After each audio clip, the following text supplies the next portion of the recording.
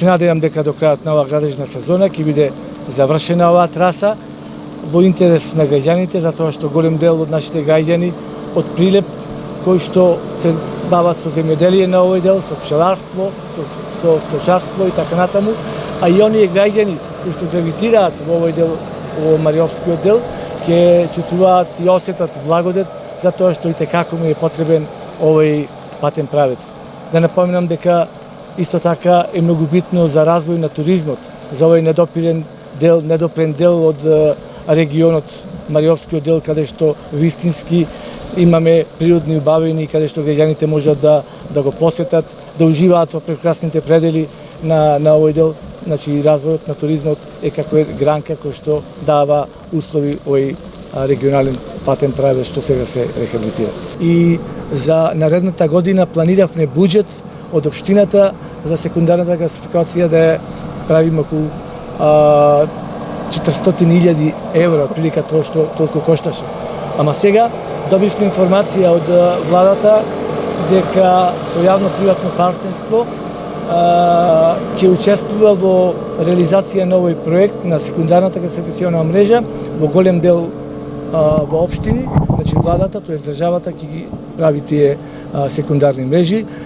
Нашиот проект ќе биде готов до почетокот на објавата на јавната набавка со јавното приватно партнерство и мислам дека една од општините и Прилеп ќе биде во првите каде што ќе се прави секундарната гасификациона мрежа за гасификација. Сакам да ги отфрлам оние шпекулации кои што беа пред неколку дена објавени дека не се работи на овој пат. Мислам, претпоставам дека беше во друга насока, но како и да е, битно ми е што динамиката продолжува и дека согласно она што ќе се одвива во следниот период, дека овие 8 километри во најбрз временски период ќе бидат направени. Сакам да најавам уште посилна сериозна градежна офанзива во делот на Пелагонискиот регион, значи ќе се отпочне патот и од Кривогаштани до Крушево, делот на Богомила. Сакам да потенцирам дека исклучително важно е што најверојатно од следниот месец ќе бидат распишани два тендери што е за нас многу важно, а тоа е трите ленти од патот Вариш до Прилеп 19 километри. Исто така ќе биде распишан тендер за експресниот пат. Мислам дека позитивен одговор има и од банката дека ќе се распише тендер за експресниот пат од Вариш до Дреново. Така да продолжува силната динамика на инвестиции. Јас сакам да потенцирам дека за нас е исклучително важно што преку ресорното Министерство за транспорт и врски имаме некаде ќе бидат вложени 3 милиони евра во делот на локални патишта и улици во овој регион. Говорувам за општините, значи Прилеп, Крушево, Кривогаштани и така натаму. Во Прилеп ќе бидат вложени некаде 1,2 милиони евра. Проектите кои што општината ќе ги достави, дел има веќе доставено, Мице Козар-Улицата ќе биде во првиот тендер, кој што ќе биде објавен овие денови. Така да со сета динамика продолжува. Јас се надевам дека со ова темпо со кое што работеше локалната самоуправа овој период ќе продолжи исто така со интензивна динамика на реконструкција на улици и патишта и се разбира на решавање на градежно-комунални активности кои што се исклучив бенефит за граѓаните. Во моментот каде се работи на инфраструктурните захвати во држава, зборуваме. Значи во државата се работи на само Министерството за транспорт и врски има повеќе од 30 проекти водоводи и канализации кои што работат, само ресорното.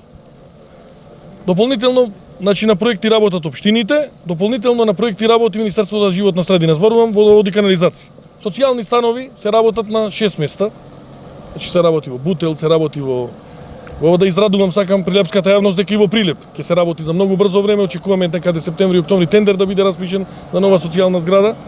Така, значи проекцијата е во тек, не можам точно да ви кажам, меѓутоа ќе биде сериозна бројка. Така да се работи исто така во Свети Николе, Пробишти, Виница на социјалните станови.